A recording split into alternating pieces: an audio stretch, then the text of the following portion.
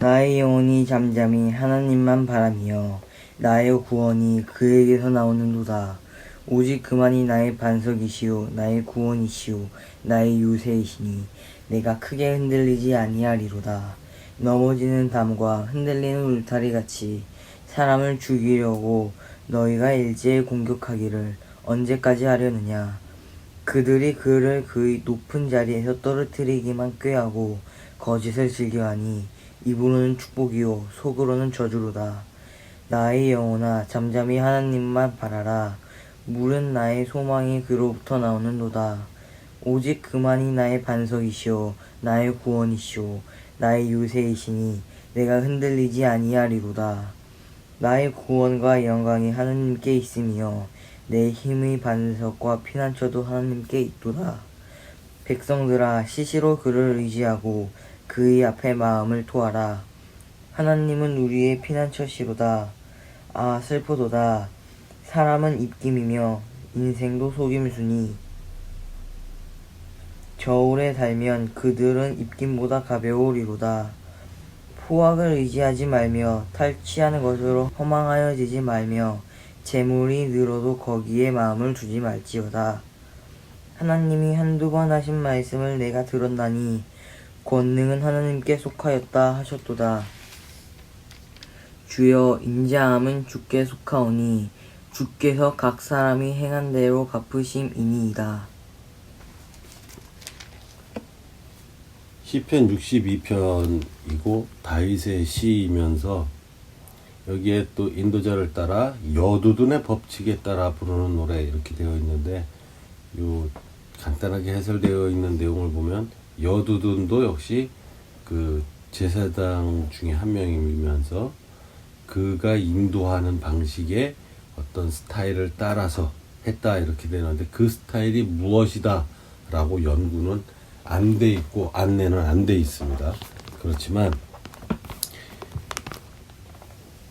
지금 여기에서 보면은 딱 한 가지의 간단한 진리를 계속 반복적으로 얘기를 하고 있는데, 마치 나의 영혼이 잠잠히 하나님만 바라는데 나의 구원이 그에게서 나오고 있다 이렇게 이야기를 시작을 하는데, 이 이야기가 계속적으로 1절에서부터 12절까지 반복되고 있는 것으로 보인다.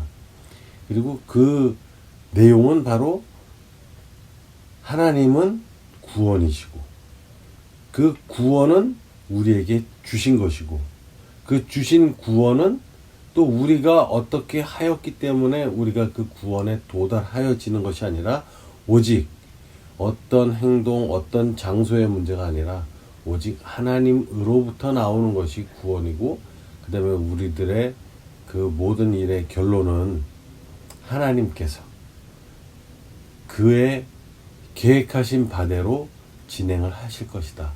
이런 믿음이 이 전체적인 그 내용을 통해서도 그 느낌을 우리가 받을 수 있고 그 다음에 확인을 할 수 있는데, 첫 번째 절에서는 구원이 그에게서 나오는 도다 했고, 그 다음에 두 번째 절 시작은 오직 그만이 나의 반석이고 나의 구원이시다. 그리고 나의 구원이신 이유가 어떤 형태로 나에게 구원이다라고 얘기를 하냐면 나의 요새이기도 하시고 내가 그렇기 때문에 흔들릴 일이 없다.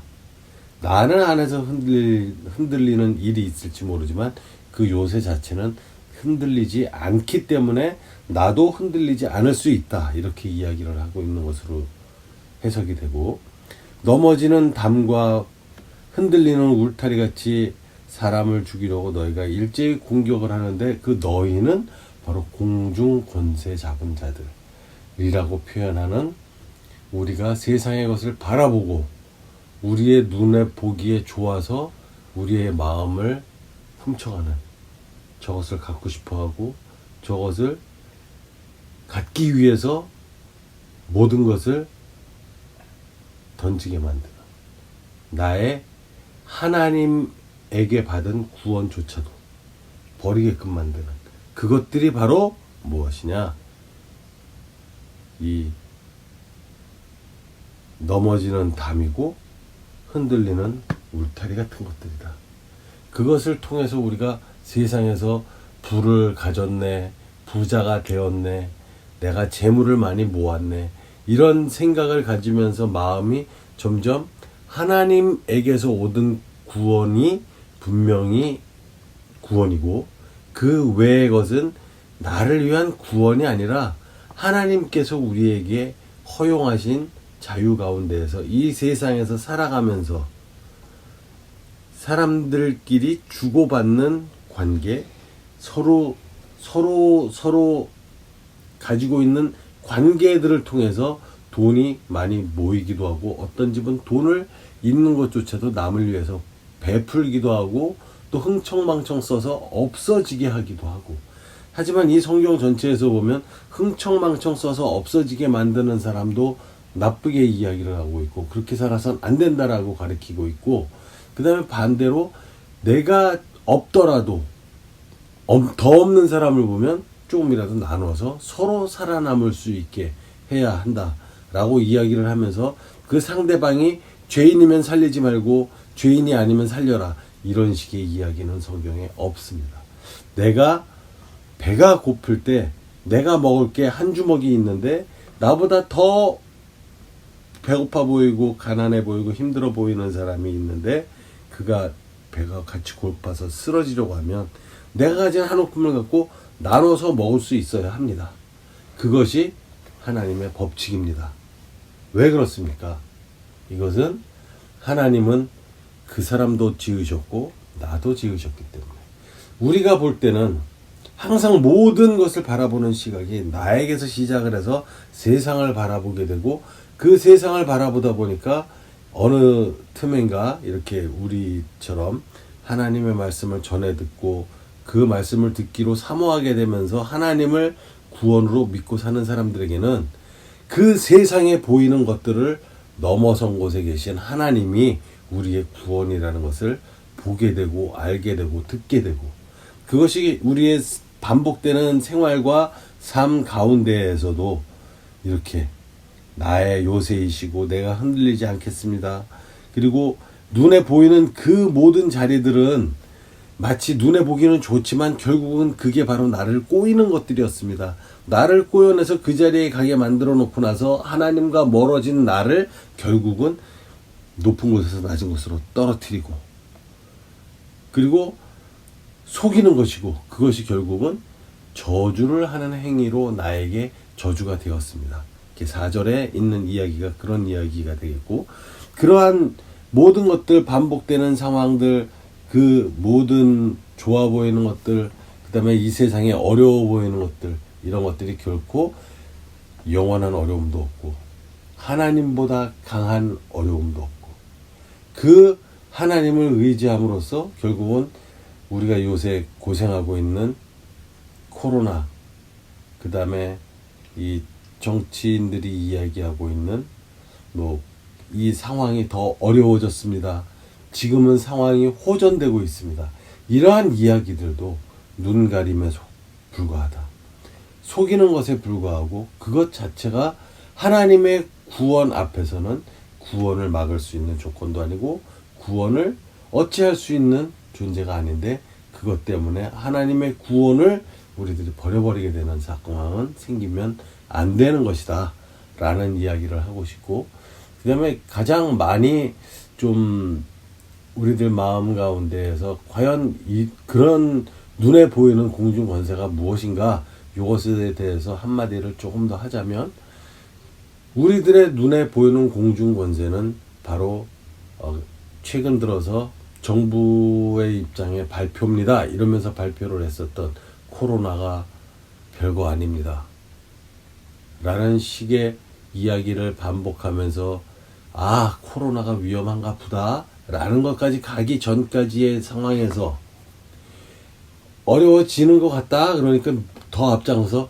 이제 매우 심각합니다 이렇게 해서 모이는 것조차 못 모이게 하고, 교회에서 예배 좀 드리는 것조차 못 드리게 하고, 일단 사람들이 모이는 것 자체를 방해하는 듯이 모이지 못하게 하고, 이런 것을 갖다가 핑계를 무엇으로 했느냐면 바로 감기와도 같습니다라고 이야기하던 그 대단한 연구기관, 훌륭한 학자를 거느리고 있는 정부라는 존재의 입에서, 존재의 의견에서 뉴스로 우리들에게 알려준 이야기가 그렇게 아무것도 아닌 존재입니다. 평상시에 봐오던 질병과 별 차이가 없습니다.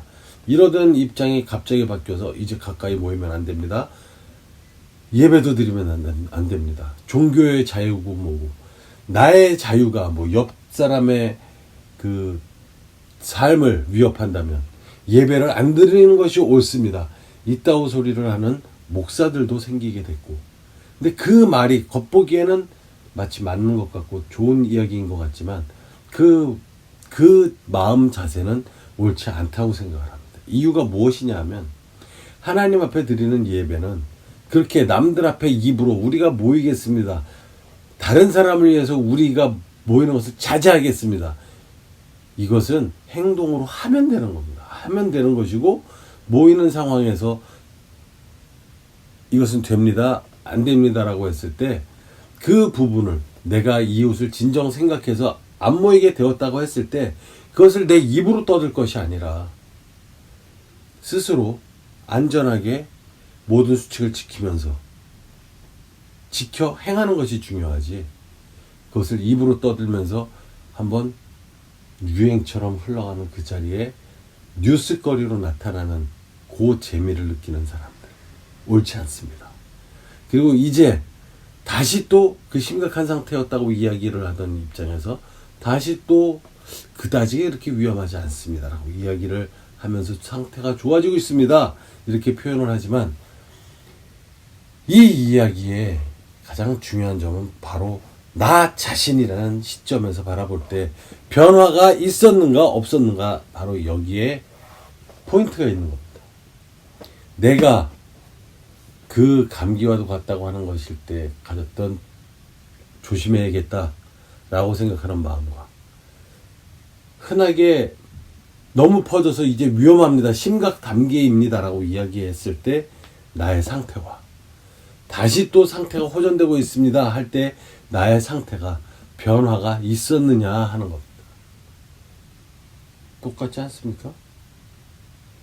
그렇지만 뉴스에서 이야기를 하고 우리들에게 전해주는 그러한 그 얘기들을 보면 마치 세상이 엄청난 변화를 일으켜서 지나가고 있는 것 같지만 나 자신의 입장에서 놓고 보면 똑같은 상황에서 똑같은 일을 하면서 지나가고 있고, 이것이 행복한 것이다, 축복이다, 너는 복받은 것이다 라고 이야기를 하면 아니다 라고 이야기하고 싶은 마음은 없습니다. 하지만 이러한 평화는 바로 주님에게서부터 오는 것이지 정부에서 위험합니다 했다고 해서 어려워진 것이 아니고, 이제는 좀 진정되는 상황에 있습니다 라고 해서 우리가 진정되어지는 것이 아니라 우리들을 향한 구원은 하나님에게서부터 나오는 것이고, 그것을 갖고 있고 우리들이 그것을 믿음으로 갖고 있는 사람들은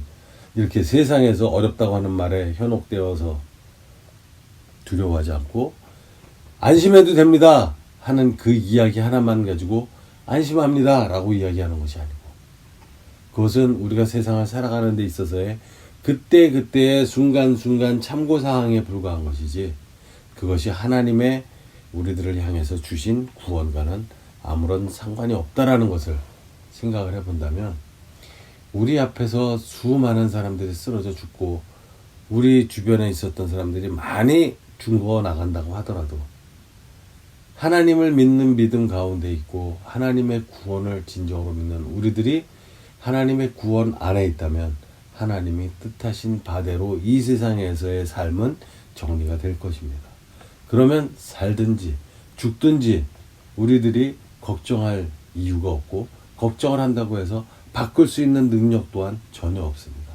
이번 바이러스 사태에 놓고 볼 때 바이러스에 대해서 백신이 있네 없네 이야기도 하고 여러 가지 많은 설들이 난무하지만 제일 중요한 것은 우리들은 그러한 위험 아래서 죽게 되어진다면 죽을 수밖에 없는 존재이고 살아난다면 그거보다 행운아는 없을 거라고 생각을 합니다. 그렇지만 그 모든 일들을 겪는다 하여도 그 똑같은 세상 속에서 살고 있다 해도 하나님의 구원을 나의 것으로 믿음으로 받아 챙기지 못한 사람들에게는 받아 챙긴 우리와 전혀 다르다라는 것.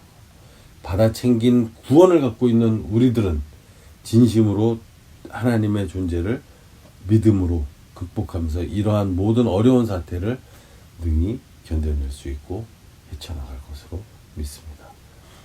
희망을 주님께만 오로지 드리고 우리들이 이 세상에서 제시하고 있는 지금 위험한 일들 가운데서 피할 수 있는 방법들에 대한 정보들을 무시하지 말고 잘 지켜서 우리들이 이 세상에서 지금 현재 퍼져 있는 상황의 어려움에 피해 나갈 수 있는 방법들로 제시되어진 모든 것들을 지켜나가면서 슬기로운 삶을 살아가는 믿음의 백성들이 다 되시기를 축원합니다.